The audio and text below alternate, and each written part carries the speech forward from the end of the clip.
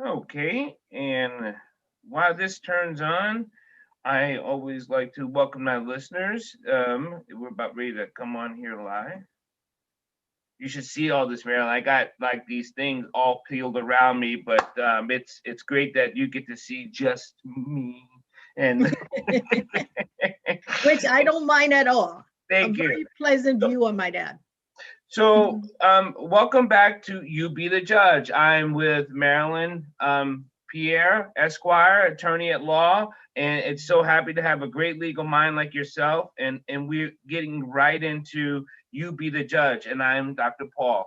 And Bridges Live is hosting all this You Be the Judge because it's important to have people understand the law and also civic engagement when it comes to legality measures. Is there anything you want to start us off with that caught your eye in the last week about the law and the things that's going on, Marilyn? There is so many different things that involves the law, which is why I tell people that if you decide to have a career in law, you can't go wrong, because whether you want to practice law or whether you just want to know the law so that way you could be better at whatever business that you're at, having a law degree, I think, is a necessity. But then that's coming from someone who already has it. So You already has like you already have the law degree, so you already have an advantage. exactly. But here's the thing. I think when it comes to the law, we know it's a language. Okay, me people don't understand that it's a whole new language. And what do they mean? And could you explain that what they mean by a language?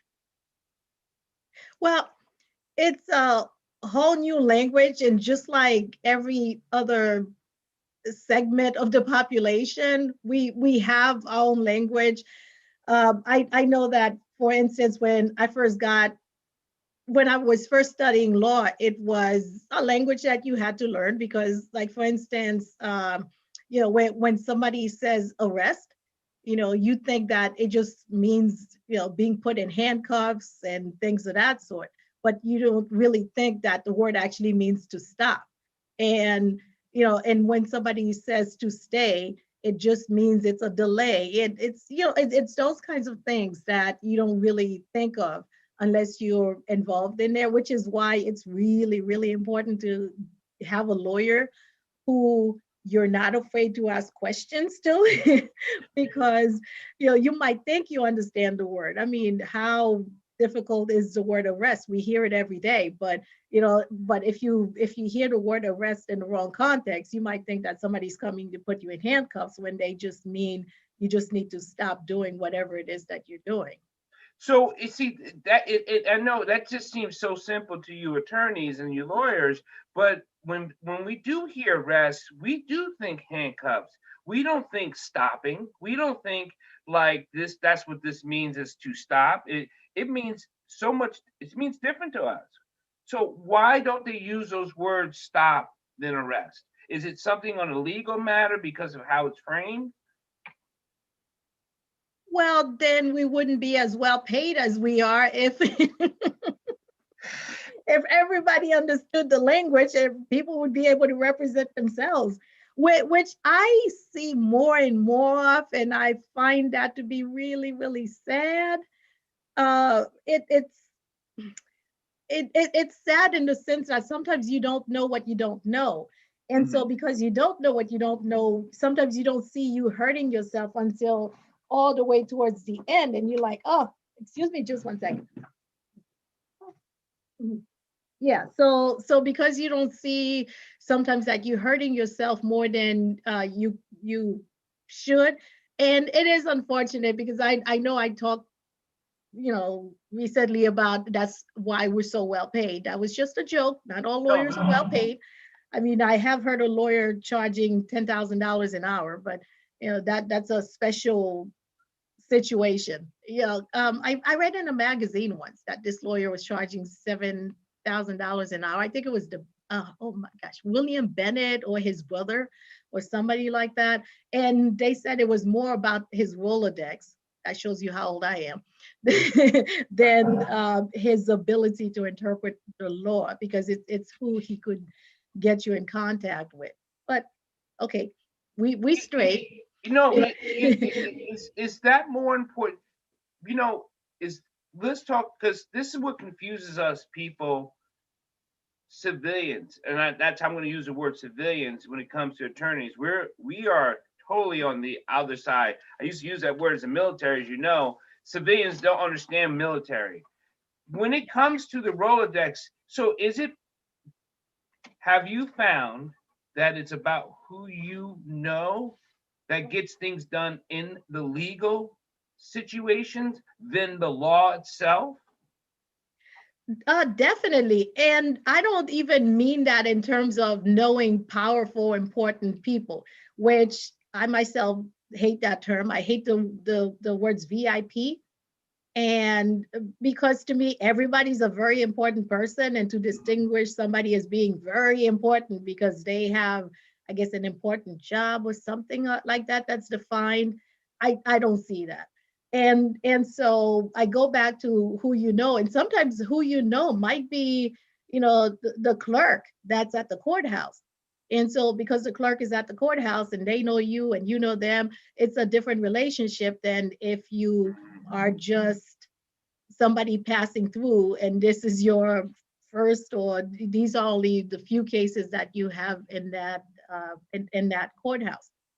Yeah, so it's relationship is extremely important in law. I mean, extremely important. Who you know, what your reputation is, how you treat people, because some lawyers are known for treating people really poorly, and people might deal with you when you do that, but they don't necessarily like it. I've seen situations where if they have an opportunity to not do something for you, they will not do it because of the way you treat them, And and which and is and the fact is, most lawyers don't hang out in the hood. They don't hang out in bad neighborhoods to just hang out. So no. they're not going Right. to know. I mean, people of, whatever type of class you want to call that lives in lower income neighborhoods, they don't Mhm, know attorneys like people who don't live in mhm. low income neighborhoods. You know what I mean? I mean, because the lawyers are not going to live down there. That's just the No. fact. Mhm. They're going to live. They may not live like super well, but they're living in a modest. Like, I've earned my. I've done the hard work. I deserve this. I deserve nice things. So they live in that area. So that area is where they shop, where they eat, where they buy their groceries. So that is the area. So those people are meeting them and Mhm. can develop those relationships, and that is fine. I get it. But the people who most often need them, more often need them, are not living in those neighborhoods. That's true. That's true. And I'm not sure what, how that could be helped, because there's some people who say that they worked hard, like you said, Dr. Dyer, to make sure they don't live in certain neighborhoods. They want their children to go to certain schools. Right. They want the dream of having their children do better than they did.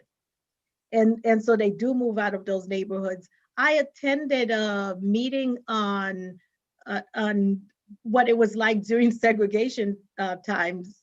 It was over a decade ago, and that was part of the discussion, because during segregation times, the doctors, the lawyers, the preacher, just everybody, no matter what, well, not everybody, almost everybody, no matter what your profession was or what your income level was, all lived in the same neighborhood. And so everybody got to see those professionals and saw them as part of the fabric of the neighborhood.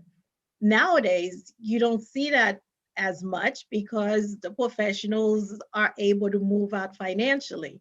So therefore, the young kids don't get to see that. So they don't see themselves as much, as, oh, I could be a lawyer, I could be a doctor. Right. Instead, they see themselves as, oh, I could be a basketball player, and I could be a football player. And because the odds of that happening are so astronomical. It's it's really sad that they put so much into it. Whereas if they just, put their noses in a book, it's so much easier to achieve the dream of being a doctor or a lawyer. And it reminds me of what Chris Rock said and in terms of his neighborhood. He said, well, we all know how successful he is, and I Right. don't know how much he's worth. I guess we could Google how much he's worth, but he's worth, I would say, a couple millions, Right. if I'm to be really, really modest about it. But he says that his next door neighbor is a dentist. And so the idea that you could live in the same neighborhood as Chris Rock if you were just, what, not just a dentist, but you know what I mean. If you were Yeah. a dentist, means that these young people who are trying to get out of those neighborhoods, or if they want to stay there and they just want to improve their neighborhoods, this is something that they could do. This is something that they could achieve to make to improve their neighborhoods, or to get out of the neighborhood if that's something that they would prefer. Growing up in New York, I remember in the Bronx and even in Harlem, there used to be these legal centers that you could go into to get what you call legal aid help, not legal aid from the court, but you can go into these centers where they'd be like, and most of the time, more often, our activists were law students, fighting for the rights of other people, because the rights that most oftenly, again, gets harmed is in the lower class, or in the not so good neighborhoods, is where people's rights are always being challenged about something. So this is where these centers were, and they're not there anymore. How, what happened to those? I think funding is what Okay. happened to them. I think they were the first places to be cut. And I don't think that that was by accident. Okay, No, fine. You I. could call me paranoid, but I don't think that was I by don't either. accident, because Come on. the people who were giving them the money, mainly the politicians through the budgets, were the people that they were fighting sometimes. And so the politicians and the people who were giving them the money said, hey, if you don't have any funding, then I won't have to worry about you as much. And you're right; those were very helpful. They helped a lot of people with with landlord tenant issues, with small claims issues, just all types of issues that people at a certain economic level needed help with. But there are no more. Even the law schools used to have these clinics that where the students would get experience by representing people who could not otherwise afford a regular lawyer, quote unquote. Yeah, Do they but do, no do more. they still have those centers? I mean, can you go I, to the law schools? I don't remember. I mean, it's been decades since I've been out of law school, but I don't remember running into any law students who say, this is what I'm doing. Whereas when I first got out of law school, I used to run into students who say, okay, I'm working with this population because I'm doing an internship or I'm doing a co-op, but I haven't, yeah. And I think I keep my ear to the ground, but I have not heard that in a while. I think that also, so it leaves this gap of who is being protected, Hmm. and that's probably where a lot of deaths are occurring, is because there's opportunity to misalign these people and then take advantage of these people ever getting help. It seems like there's a correlation. I'm thinking. I would also agree. It's it's a problem that you say to yourself, well, how do you help? Because there's such a need out there. And it seems like people who don't have the financial means are constantly being left behind, because not just in the legal field, but in the medical field. And I mean, you name a field, and it seems like the people who are economically disadvantaged are the ones who are getting further and further behind. And they said it's getting even worse with COVID, because whereas you and I, we have, internet at home. We could, Right. use the internet to reach out to the rest of the world. Oh, you need to get some water? But The legal centers and the clinics, they all fell apart. Okay, mhm, so we had the community centers that fell, the legal centers that fell, the health clinics, they're out there, they have fallen. So all these things were pulled out of the low income neighborhoods, and we have med schools. It was in this area. We have a great med school that's nearby. mhm. We have some amazing law colleges nearby. They get funded very, very well. Why aren't they putting things in place and use some of that college funding and put those things back into the low income neighborhoods? I think it's because we don't value certain people. And I actually think it, well, not just think, I have heard people say it, that if you're poor, it's because you're being punished by a higher being. It's because you deserve it. It's because you're not as intelligent. It's because you couldn't figure a way of not being poor. And I mean, I think that's really, really sad, but that's what some people actually believe. And there are people who might not say it out loud, but they behave that way. They behave as if you're poor, it's because it's your fault. Therefore, you should not be helped. When you look at some of the policies that we have, that's what happens. It's like, if you're poor, you're on your own. I mean, the policy of, oh, if I give tax breaks to rich people, it will help the poor people, is just illogical. I mean, totally illogical. And even some of the rich people have said that. They said, I could only buy so many yachts. So instead of me giving me more money so I could buy yachts, why don't you just spread it out and give somebody a chance or an opportunity to not worry about where their food is going to come from at the end of the night or at the end of the week. So it kind of goes back to this question, and it's pro bono. Like, how is that? It doesn't seem. I don't know of anyone ever who's ever gotten an attorney pro bono, and I'm 50 plus years old. I don't know one. Well, so how does that work? Okay, well, I could tell you, I have done my share of pro bono work to the point where I have won so many pro bono awards, because I really believe in pro bono. And well, the words pro bono, two words, PRO, first word BONO, the second word, it's Latin, meaning for the public good. So yeah, so I've done a lot of pro bono cases, and I pride myself on the fact that you cannot tell my pro bono clients from my paid clients based on the way that I represent them. And I'm very, very cognizant of that, because I think that just because somebody cannot afford to pay you doesn't mean that you treat them any differently than you would treat somebody who can afford to pay you, because money doesn't make character. I'm not saying that people with money don't have character. I'm just saying, look at the person and engage them accordingly, as opposed to look at how deep their pockets are and then treat them based on that. Yeah.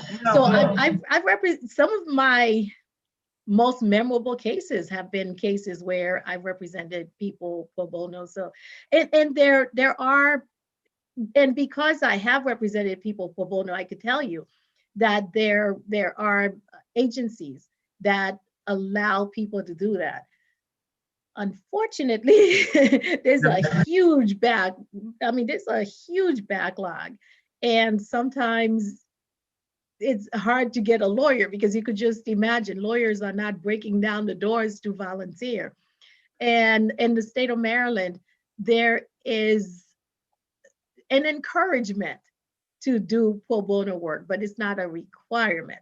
And And I was going to ask you that. I was going to ask you, I thought it was part of the continuing education or as part of the um, the uh, the bar association is X amount of hours, but that's not true. That's misinformation. well, like I said, you're highly encouraged to do it to the point where you could actually miss that it's not required because you're they're actually trying to encourage people to do it. I personally have a problem with that. And it's kind of interesting. I have two problems with that because first of all, um, I find it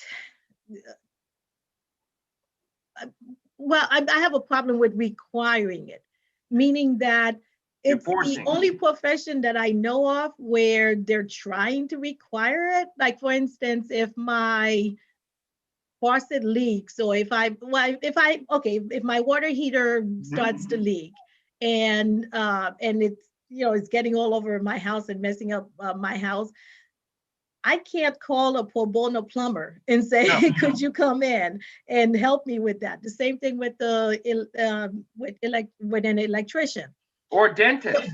I or I don't think dentists uh, do anything for free. yeah, exactly. So I have a problem with the state requiring it. Now, mind you, I do it a whole lot, and I actually love doing it. I find it very fulfilling. I find it I find it to me to be a necessity for me to do it because of the reason why I got into law. But requiring it, I don't think is something that the state should do. And so the first reason is I don't know of any profession beside lawyers who would be required to do it. And I know people don't like lawyers that much, so they would probably start out with us. And we've got the 13th Amendment on our side. The 13th You want Amendment. to explain that? Oh, Since because I explain the 13th Amendment because okay. first of all, people don't even understand the amendments Oh, yes, or the that's true. Constitution. We Mhm. definitely on this show, you be the judge. I think we definitely need to start breaking out. So I'm a big human rights activist, right? Mhm, I've mhm. been involved in human rights um, for a very long time on an international scale with the United Nations, and it is very distinctive when you have the international human rights, right? And there's 30 of them, right, of the Mhm. international. But when you get into like the third, go ahead. So speak about the 13th Amendment, and we'll go on Mhm. from there. Okay, well, the 13th Amendment of the United States Constitution abolishes involuntary servitude, which is another word of saying slavery, Right. except if you are convicted of a crime. And so we take that one one section at a time. Okay, so it abolishes slavery, which means that you cannot be forced to work without getting paid. All right. And so to me, pro bono work would be against what would be a violation of the 13th Amendment because it would be a requirement that you work without getting paid. And also, I think another part of that, and the reason why I disagree with it is many times I've seen cases where lawyers feel like they are required to take a pro bono case, so they are how do I say that? They don't treat the person properly, and it's it could be more problematic, to tell you the truth, sometimes for the person who is the recipient of the so-called pro bono benefit than if they did not have anybody. So for those two reasons, I really don't think that it would be a requirement. One But one of the things about the 13th Amendment that I've known so well is because of human trafficking. A Mhm. lot of labor is done through trafficking, and it falls into that 13th Amendment, but they cannot ever convict a lot of people on those labor issues. Or is it because of the labor law? Is it because of what is technically a payment? Now, sometimes that's where that legality comes in with that wording, right? Mhm. Well, because it's hard to get payment for something that is otherwise illegal, because that's where the because trafficking, what the people who are trafficked are doing is illegal. And uh for the most part, because sometimes you're trafficked in the sense that you're working for someone as a babysitter or something of that sort, that might be a more successful case than if you're trafficked to get into the sex industry. Because if you're trafficked to get into the sex industry, then there's the issue of you saying that you committed a crime Right. yourself. And even though you might have a defense to that crime, many people don't want that to become public, which is what would happen. And also, it's the power dynamics are such, and the mindset is such. A lot of these people at that, at the point that they get where they finally stopped, they're so afraid, and they've developed Stockholm syndrome, and they just it's really complicated in terms of why it's difficult to try these people. Many times they have been threatened that if you say anything, I'm going to go after you. And if I can't find you, I'm going to go after your family members. And even though that might not be true, they are made to believe that it's true, which is why they do what well, which is why they do what they do. We know that. Well, what about the promise to pay? Now, some people who are bamboozled is that come here, do this, and you will get paid, but they never get paid.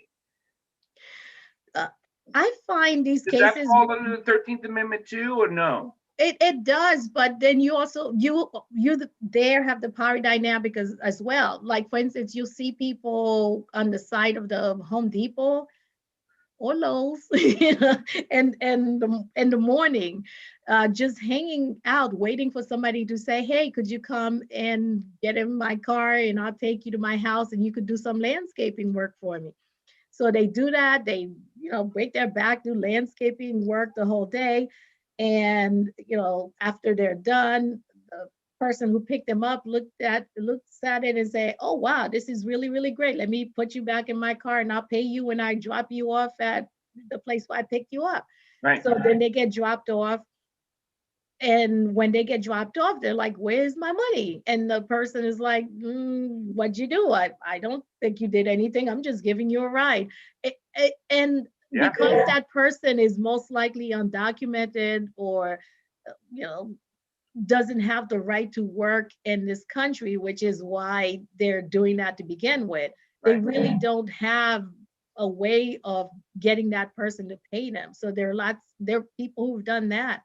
Mm-hmm. And then there's just I know at this point we're not talking about trafficking as well, but then we also have the wage theft cases where people just where employers just steal people's wages.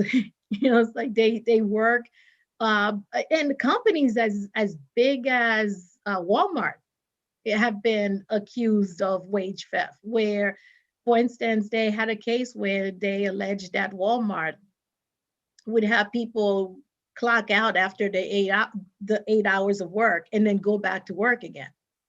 So Yeah. because So so the clock out was recorded, but the total work was not. exactly.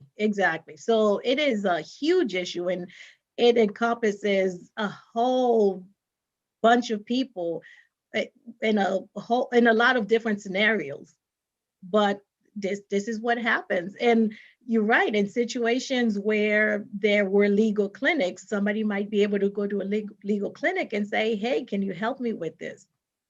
But They're, you they're know not they're not there anymore. So and a lot of people don't have either rides or drive to get to these legal offices. And I think, that's again what's so disturbing. It's not so much is something right or wrong.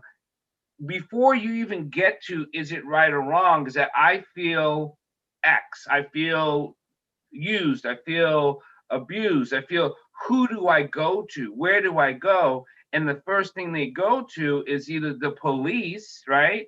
They call the police and like, so I've been wrong. Something happened. It doesn't matter what it is. So what do I do? And the cops are like, this is not my problem, Mhm. right? And they're like, so what? Where do they go? And I think that's where a lot of our public is at. A lot of our public doesn't know where to go or who to talk to. Mhm. Well, I think one of the suggestions that I would make is to call the Legal Aid Bureau because they're very helpful.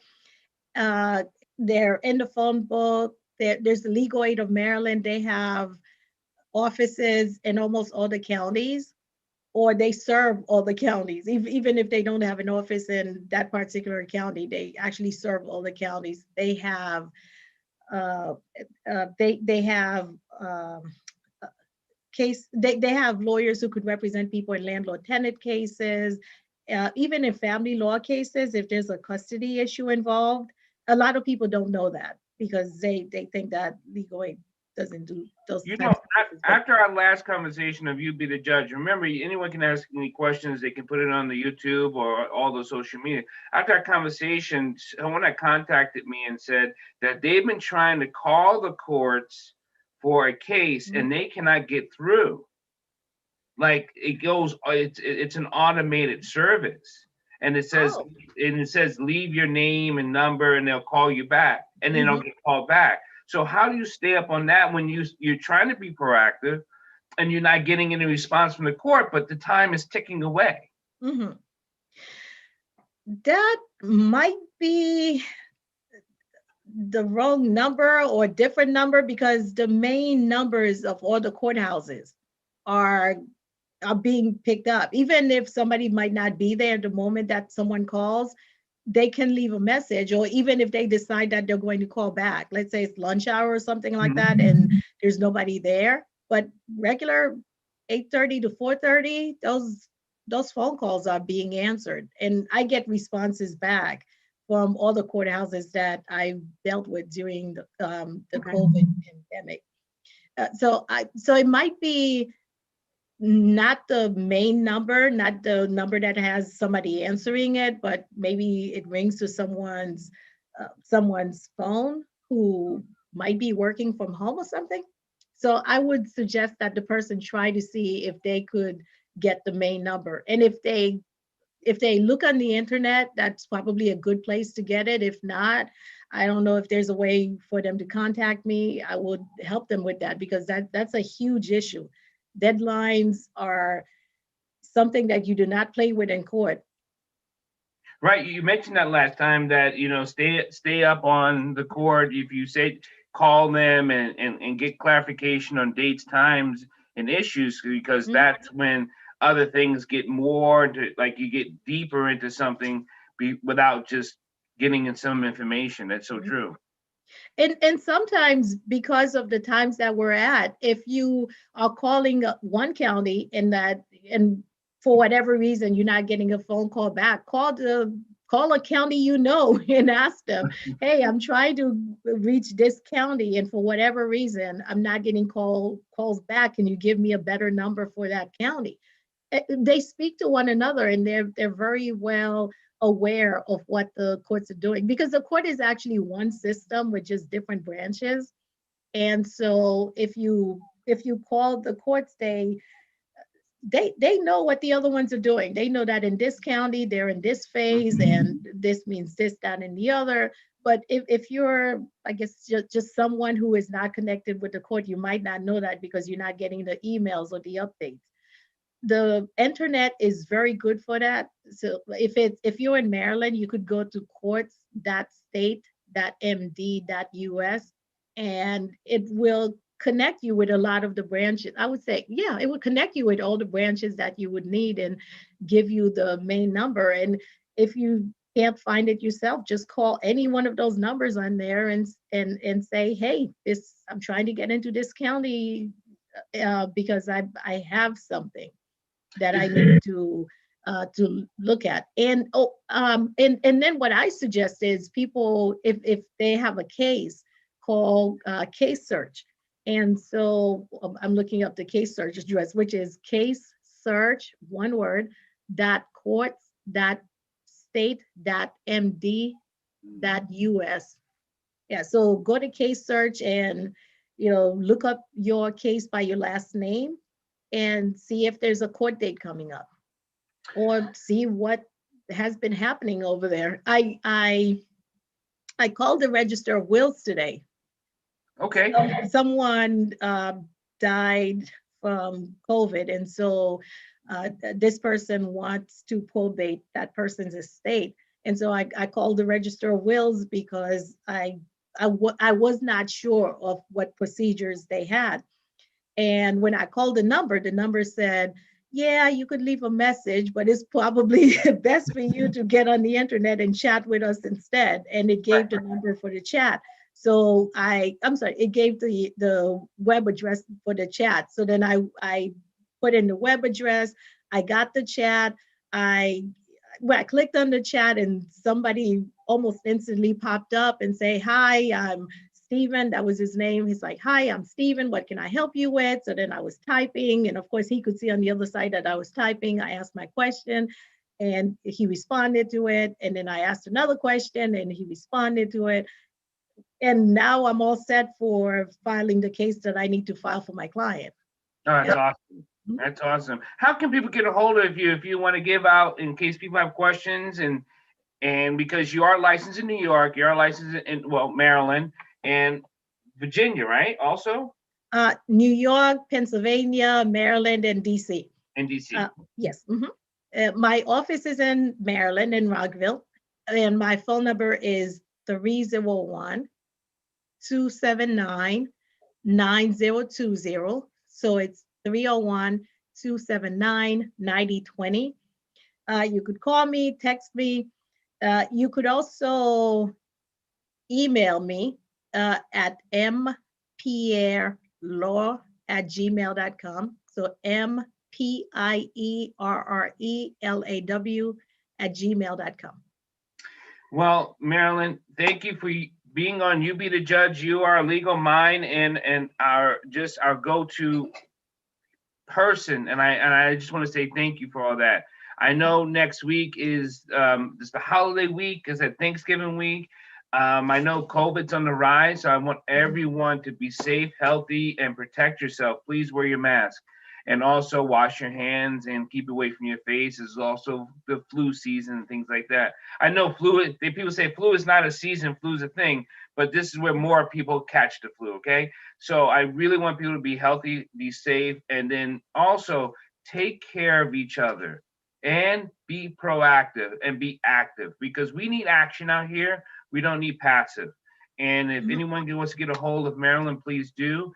And so we're going to take next week off I'm taking next week off of all the shows just so people can have a holiday break and we'll come back after the week of Thanksgiving. So thank you, Marilyn, so much of coming on You Be the Judge. You know, I'll talk to you sooner than later. And if anyone have any questions before now and then, just please let us know. Well, thank you very much, Dr. Dyer. It's always such a pleasure. And I say be grateful every minute of the day. You don't have to wait for Thanksgiving to say, what you're grateful for. Right. I know we're living in unprecedented times, but it's really important that we physically distance ourselves from people who are not part of our immediate household.